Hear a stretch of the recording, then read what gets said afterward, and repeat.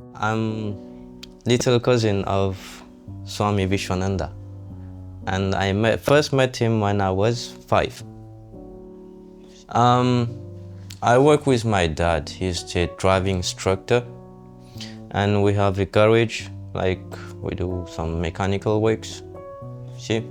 And that's it. So what happened, that was 2013 in Lanzarote in the Canary Islands. I was traveling there. Was my first trip with Guruji, officially accompanying him for music.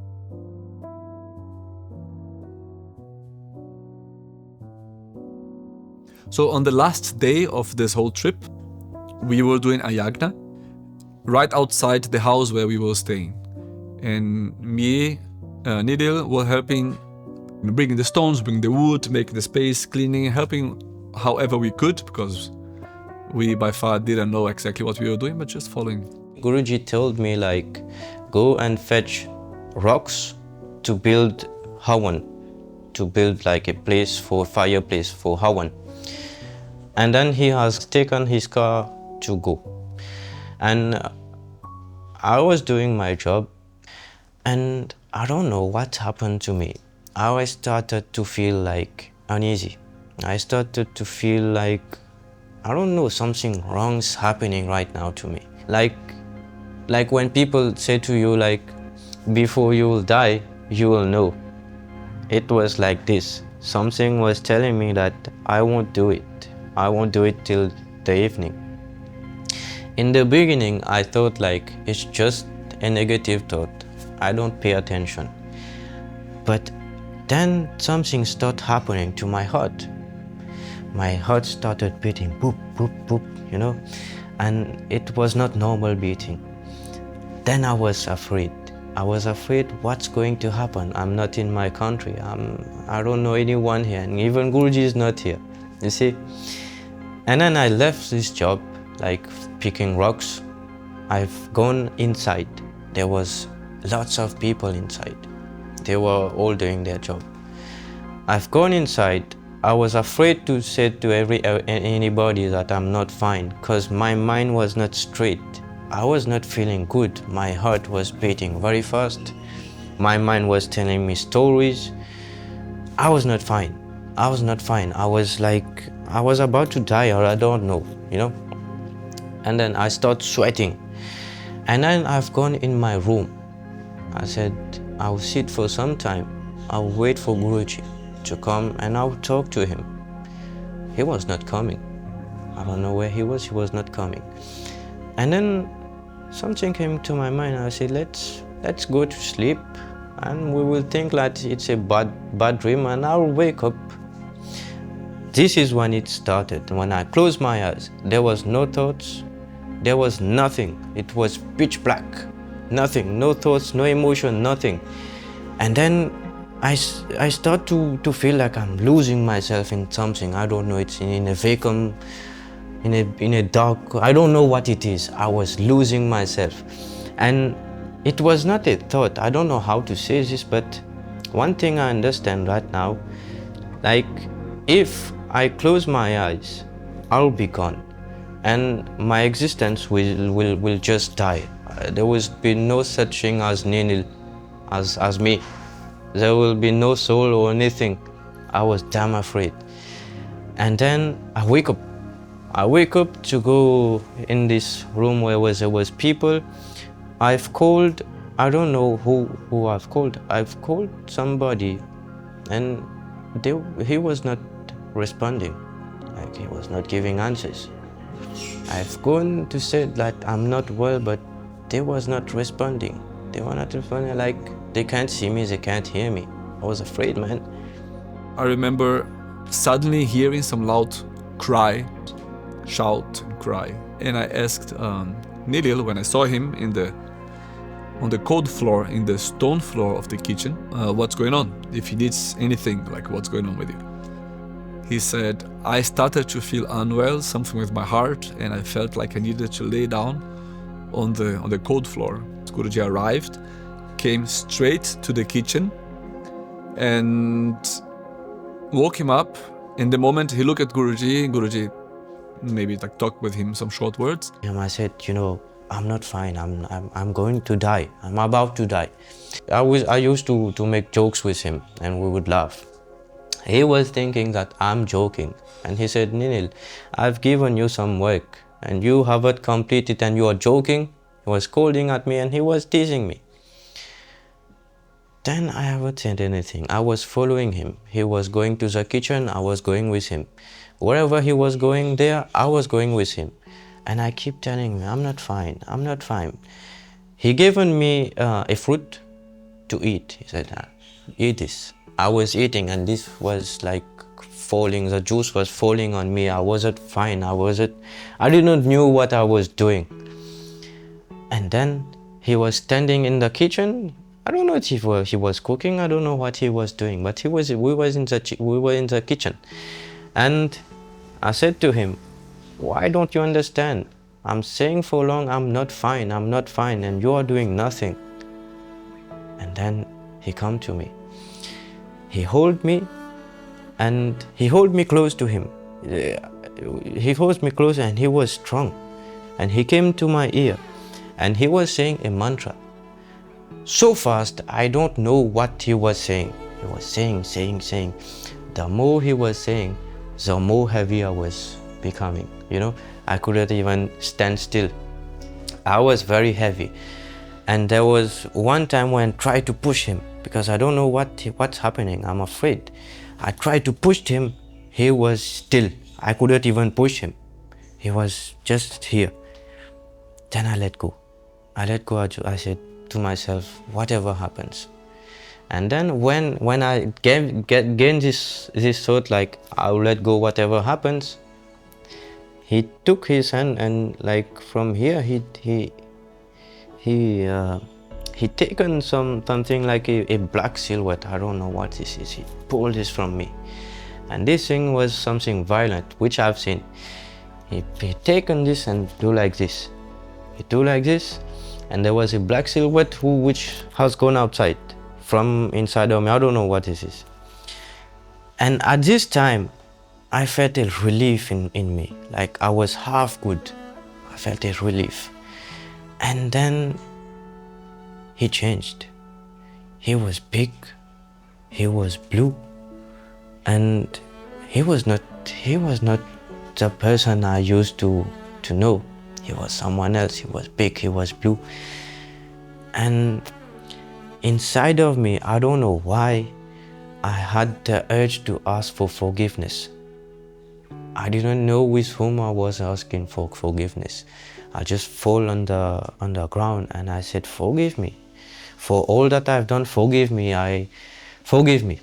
And then he was not saying anything, but he was big. He was still himself and he was not himself. He was big. He was big. Like he was big in the room. He was big. He was not like his normal height. He was big. I don't know. I was in another state. And then I fall on his feet. I hold his feet. I said, forgive me. Out of this vision, he started to cry and shout. And he didn't know exactly why he was crying or shouting. But it was coming from inside of him. And it was a very crazy, loud cry and shout. You know, when you cry that also your nose is running? That kind of cry. Everybody was hearing in the villa. I was crying very loud like a baby. And after the crying, I was calm. Then I was lying on the floor. And then I was feeling very, very peaceful. I've never felt so much peace in my life. I was peaceful, like even if I die, I don't care. I'm good where I am. I was in that state. I don't know where he has gone. And then at this moment, after some time, I just had a thought, you know, I'm far from my parent. I'm far from my country. I'm far from my parent. And there was a little problem was happening in my family at that time. I thought like, I want to meet my parent one last time. If I'm dying today, at least I want to meet them. Just when I get this thought, everything was black in the room And I was back in Mauritius. See, it's very far. Lanzarote and Mauritius is very far. I was back in Mauritius. I've seen my mom and my dad, so we used to have plantations, you know, we had to plant rose to sell. So they were working in the greenhouse and they were talking about me and about my big brother. And I was there. They couldn't see me. I was just there and looking at them, observing. And then I came back. I came back in my body or whatever. I came back in Lanzarote. And I wake up and I've gone in my room, made a peaceful sleep. I was resting, I was very peaceful, I was fine. And then in the evening, I wake up. I wake up because there was darshan. I've seen him, he was preparing himself, putting his mala, his tilak and everything. He said, hey, come here. He put tilak on me. And then I asked him, what have you done to me? What was all this? And he said, nothing, I don't know. Like he've done nothing. I said, what was this mantra? Can you teach me? He said, which mantra? Like he don't know anything. He's somebody very humble. He will like as if he hasn't done anything, but he has done something. There's something he has done. Because it's only in movies that I've seen teleportation, man. I've never been teleported. What you will say? It's teleportation. I was in Lanzarote, I've gone in Mauritius, I can see my parent talking. But after I've talked to him, he said like, I've done nothing.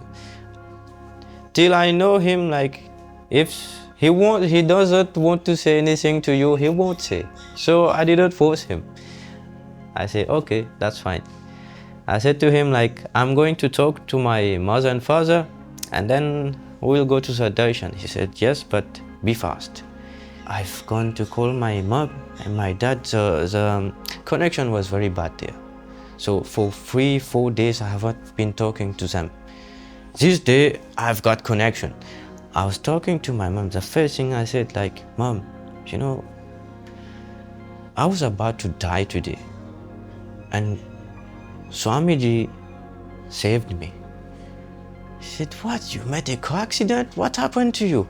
I said, no, I don't know what was happening, but I've came to visit you and Dad in Mauritius. And then they thought like I was going crazy. She said, how did you come? How? I said, you know, I don't know how I've come, but I've come to have a look what you were doing, and you were talking this and this on me and my brother. You was talking this on us. You was talking about these subjects, these topics, and you were sitting here, Dad was sitting here, you were doing this. Exactly what they were doing, like what they were saying. And then they believed me. Because else I wouldn't know what they were doing, what they were saying. She started crying. Yeah.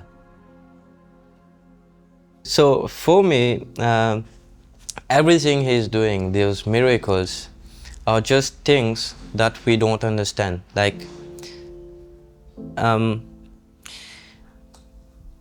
it's an advanced science, but he understand things that we don't understand.